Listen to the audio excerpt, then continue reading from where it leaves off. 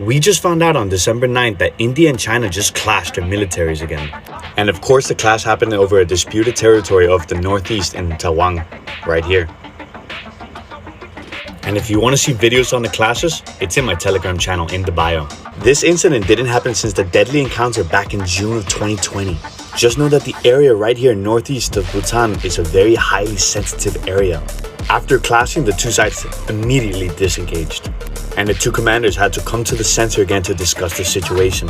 Neither Washington, New Delhi, or Beijing has commented on this incident, and the total numbers of the clash was 115 Indian soldiers to 300 Chinese.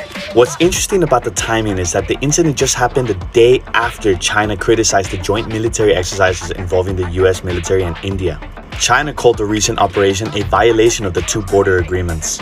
If you guys don't know much about the 1962 Indo-China War, there's a border limit between them for 3,200 miles. What's even more interesting about these clashes is that they're not allowed to use weapons on either side. They duke it out with sticks and fists, creating some of the most hardcore soldiers in the region.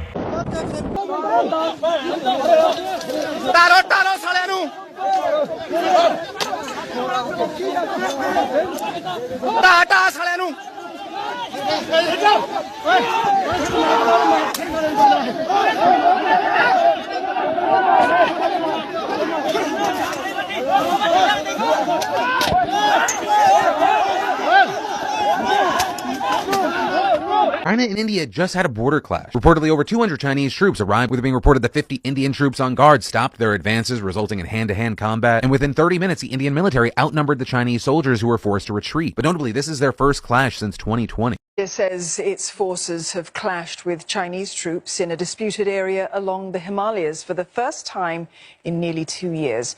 India's Ministry of Defense saying soldiers from both sides suffered some minor injuries in the skirmish, while accusing China of encroaching upon Indian territory. India wants peace, but if provoked, we are capable of giving an appropriate response. The China-India border areas are generally stable, and the two sides have maintained smooth communication through diplomatic and military channels.